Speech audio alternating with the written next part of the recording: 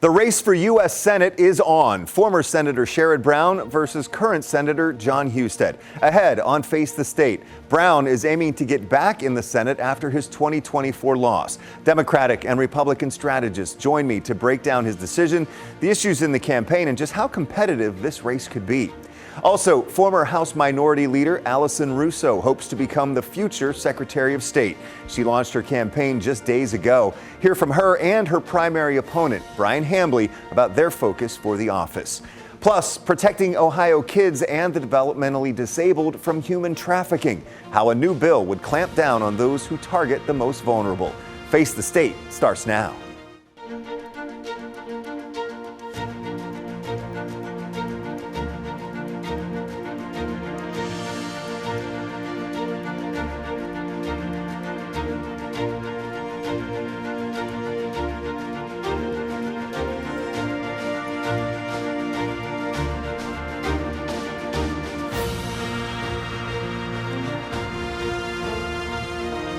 Thanks for joining us for Face the State. I'm Doug Petcash. It's official. Former Ohio U.S. Senator Sherrod Brown wants to become Ohio's next U.S. Senator. Brown confirmed the news on Monday when he announced plans to run for U.S. Senate. Brown served in the Senate for 18 years until he lost last year's election to Republican Senator Bernie Moreno. The Democrat will face Republican Senator John Husted in November of 2026. Governor Mike DeWine appointed Husted in January to fill the seat left open by now Vice President J.D. Vance. 10 TV's Carla Rogner talked with political experts who expect the race to be competitive and expensive. Plan to run for office again, but when I see what's going on, I know I can do something about it for Ohio.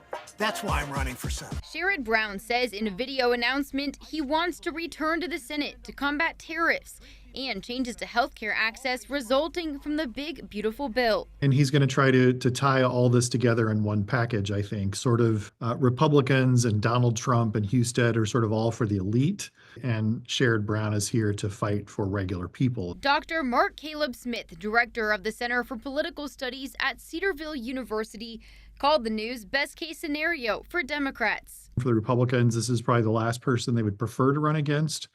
But the Republicans have had some success against him lately. As Democrats struggle in Ohio in recent years, strategist Morgan Harper says Sherrod Brown will have to change up his playbook. Spending a lot less time thinking about how do we bring people back who have gone to Trump, and a lot more about how do we motivate the people that are on our side likely to begin with, but might not show up if they don't hear something different in this campaign. She says Brown's campaign needs to focus on people who are unsure about going to the polls. We need to make sure that we are speaking to the constituencies that have to really show up in big, big numbers to have a chance at being successful here. So that's what young voters care about throughout Ohio. That's what a lot of Black voters care about. These things cannot be an afterthought. They have to be at the center of the campaign from the start, and rebuilding trust among a lot of these constituencies that have started to turn away from Democrats in Ohio. Dr. Smith says all eyes will be on this race next November, as it could even decide control of the Senate.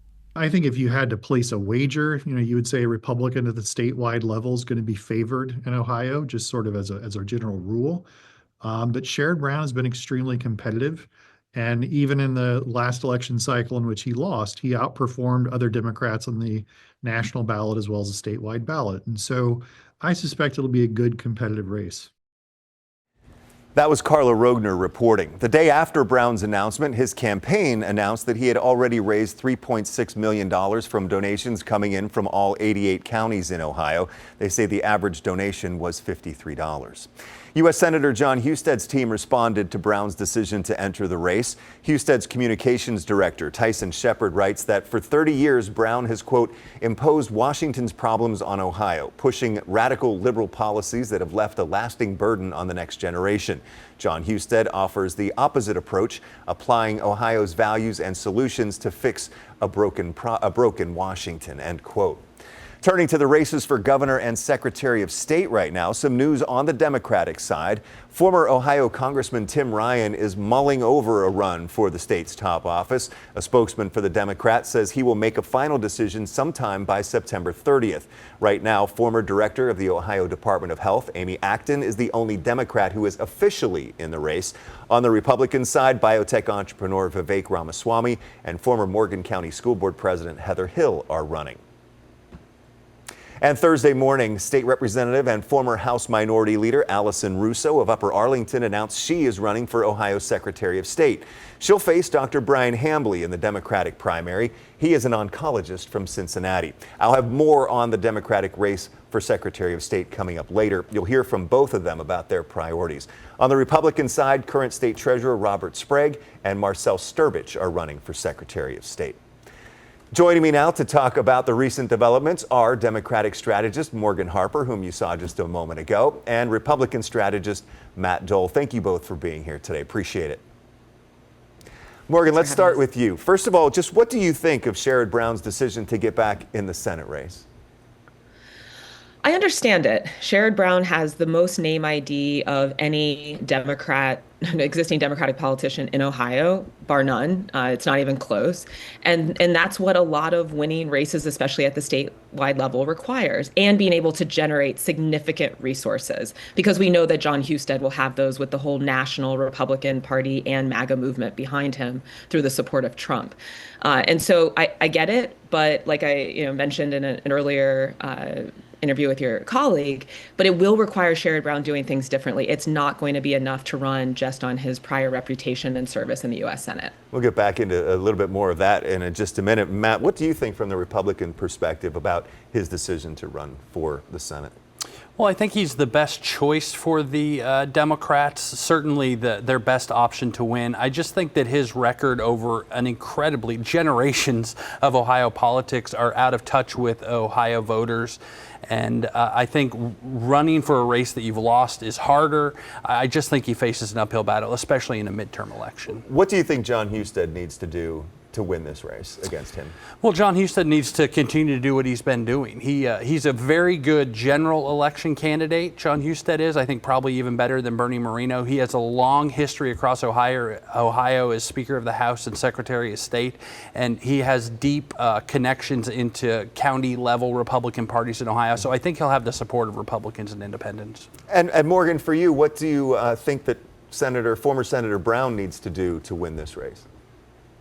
I think it's going to be important for Senator Brown to tap into where the people of Ohio are at. So I don't dispute what Matt's saying in terms of, Husted having support of the Republican Party and this and that. But if the Trump era has taught us anything, that support doesn't necessarily mean anything. It's a lot more about specific candidates that are able to generate that kind of enthusiasm and shift the dynamics politically. Trump has been able to create the stranglehold, over Ohio Republican politics. We haven't had that Democratic populist answer. And even though Sherrod Brown had a strong track record, his service in the U.S. Senate, his campaigns haven't necessarily embodied that spirit of being anti-establishment, going after a lot of direct villains, and trying to build that on the ground energy beyond just the existing party infrastructure. That is what we call movement building. That is grassroots movement building. And that is not typically what the state party does. And so, being able to really reach out to probably some new allies throughout Ohio, because that organizing does happen, and tap them into this race, in addition to some of the traditional, necessary components of a campaign with the money and the name ID and all of that, is going to be critical here to try to answer the populist spirit that has really embodied the Republican Party over the last several years. So what then do you think the big issues are going to be in this campaign, or the issues that they may attack each other on or promote for themselves? I do think healthcare, and it's good to hear that he mentioned healthcare, is going to be a big issue, because we are going to see these changes to the availability of coverage of healthcare, both in the changes to the Affordable Care Act marketplace and the premiums that are going to be increasing, and Medicaid, that people who are going to be kicked off of Medicaid. That's going to be a big issue. And that is a cross-class issue as well, in terms of those increased costs. And then the economy overall. I mean, President Trump ran on lowering prices. And if you talk to the average Ohioan, I don't know that that's the experience. experience that people are really feeling that prices have gone down, continues to feel like even folks who consider themselves middle class are continuously getting nickeled and dimed and don't feel secure about their future. So in addition to pointing out some of what has happened from this administration and this Congress that John Husted has been a part of perpetuating these financial problems for Ohioans, Sherrod Brown's going to have to present an alternative vision for how he will, in his renewed service, hopefully, improve that financial outlook and for the families of Ohio that will make it a place where they will want to stay and raise families and that their kids will want to be a part of too.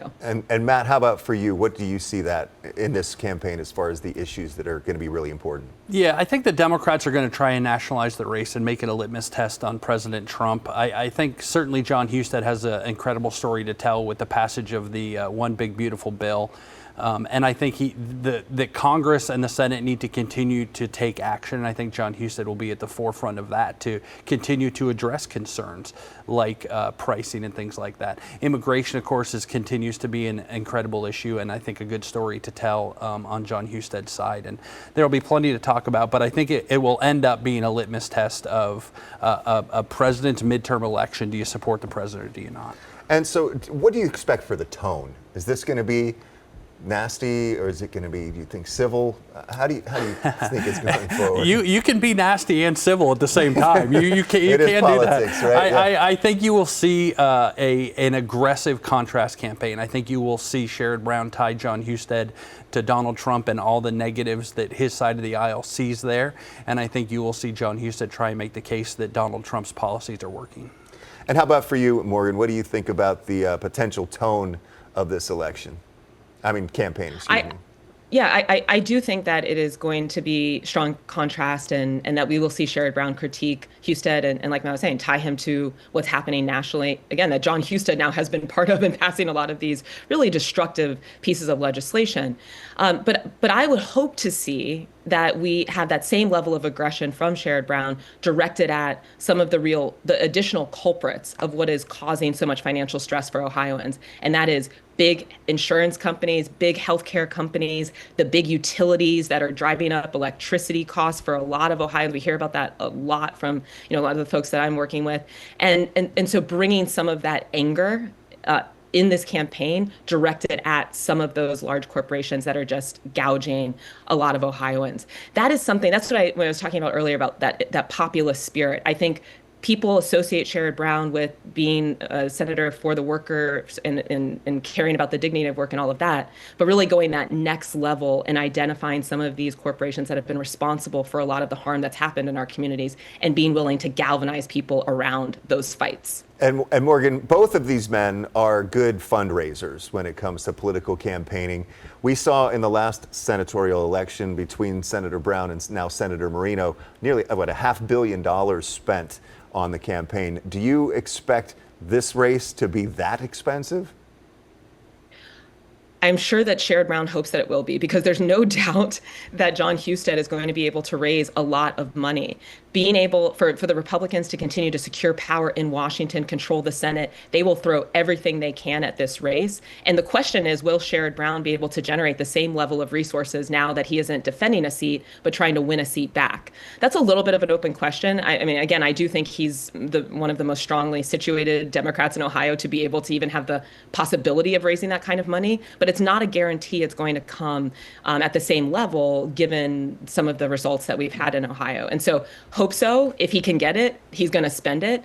But I do think it's important also to look at what that money is spent on, not just ads, but also, again, talking to people directly and kind of building some of that grassroots support. Because we're already seeing early polling, I think, that came out just in the last day or so, showing that even with the name ID Sherrod Brown has, he's behind Husted. And so we do have some work to do here, and it will require a lot of financial backing. If he gets it, he'll spend it. I like how you put that. And Matt, how about for you? Are you kind of thinking this is going to be way up there on the spending scale as well? I think it'll be a targeted race. I do think it will depend on how the race develops a little bit. The polling late in the week that showed John Husted at 50% indicates that he is in a real good spot, and that may keep some of the outside money out of the race and targeted in other races that are perceived as more more competitive. Both of them will be able to raise money. Both of them will have outside support. And it's just a matter of whether the race develops and Brown can make it appear as though it'll be competitive. And final thoughts, Morgan, from you on this race. What is going to be the key as this kickoff rolls out? I think it's going to be important for Sherrod Brown to show that though he is a known entity, he is bringing a different spirit to this campaign and being able to really generate that kind of excitement on the ground. And look, I mean, that's not, the most straightforward thing to do when you have been a seasoned politician, but it's not impossible. And so some of the early indicators of what kind of events he has, who he's appearing with, and again, who he's critiquing, not just critiquing Trump, though there's certainly to critique there, but also presenting that affirmative vision that people will want to be part of and make them think that Sherrod Brown is talking about the future is going to be really important here. And Matt, how about for you? What's the key in the next few weeks or so? Yeah, I think what's going to be most interesting is how John Husted handles adversity. He's been a Speaker of the House, he's been Secretary of State, he's been Lieutenant Governor. He has not faced the sort of vitriol that he's going to face in this race, and how he answers that will show how independents will treat him and whether the Republican Party will coalesce fully behind him. Matt Dole, Republican strategist, Morgan Harper, Democratic strategist, thank you both for your time and perspective this morning here on Face the State. Thanks, Well, Doug. still ahead on Face the State, a new candidate with a familiar face enters the race for Secretary of State. Former House Minority Leader Allison Russo launched her campaign this week. Hear from her and her primary opponent, Brian Hambly, coming up next.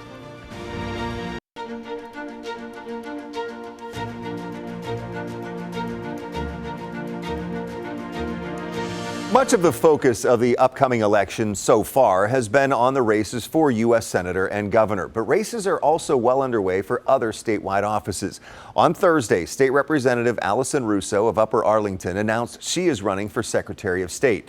Russo served for 3.5 years as House Minority Leader before stepping down from the role at the end of June. I sat down with her to talk about why she chose to run for this office and what she sees as the key aspect of being Secretary of State. I have felt for a long time and continue to feel that the Secretary of State is the most important, other than the governor, statewide office, because fundamentally its job is to ensure that the vote happens and that people have access to the ballot. What is the key aspect of the office, in your opinion?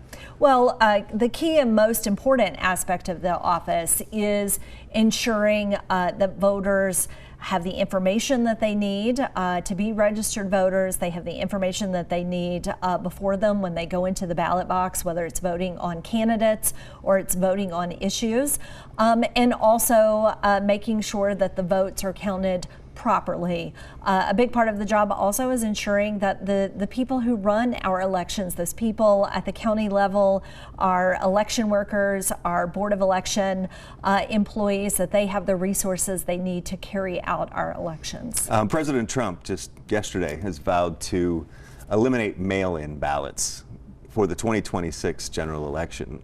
What do you think of that? Well, I am strongly opposed to that effort. I mean, listen, mail-in ballots are used by many people. It is both secure, it is convenient. Republicans and Democrats, it has a high level of popularity, especially for voters who are older, people who are working and may not be able to get there on election day, or even, college students, our military. Using mail-in ballots is an important part of the process to ensure that every citizen who is eligible to vote can vote. What will you do to protect election integrity? Well, I think, listen, let's be clear that our elections are very safe and accurate, well over 99.9%. And I think the issue is restoring faith back into the integrity of elections. And to me, a big part of why I'm running and the platform that I will run on is restoring that trust and integrity back to the office and transparency back to the office, which I think will help in this process. Russo's only opponent as of now in the Democratic primary for Secretary of State is Dr. Brian Hambly of Cincinnati. He's a cancer doctor who cares for leukemia patients. I caught up with him by Zoom for a similar conversation about why he's running. And I'm running for Secretary of State to make our elections more honest and fair. And I do not believe that's a partisan position in the state of Ohio. What is the key aspect of the office that you'll be focusing on? There are three key roles of the Secretary of State's office. Number one, Secretary of State needs to draw fair districts when we go to vote for Congress people or state representative. Number two, the Secretary of State controls ballot language, what you read when you're voting on a constitutional amendment in Ohio. And unfortunately, we've seen a Secretary of State currently use dishonest and confusing ballot language to get his own way. The third key role of the Secretary of State is to make sure that it's easy and fair for every Ohio citizen to vote. President Trump has vowed to end the use of mail-in ballots before the 2026 midterm elections. What do you think of that? The President of the United States does not control election policy in the United States of America, so that is not in accordance with our election law. As Secretary of State, I believe I should be a fair arbiter of our elections and election law, and I will not follow illegal directives from the President of the United States. What do you think of mail-in ballots and their usefulness or lack thereof? Yeah, I'm a leukemia doctor, so I work with a lot of nurses who work 12 and 14-hour shifts, and it's tough sometimes to get physically to a polling place on election day. The convenience for shift workers, especially people who work in hospitals, of mail-in ballots is super important. Hambly says he has held more than 130 campaign events since launching his bid for Secretary of State in January. Next on Face the State, lock them up and throw away the key. That's the goal of a bill aimed at those who traffic Ohio children. Stay with us.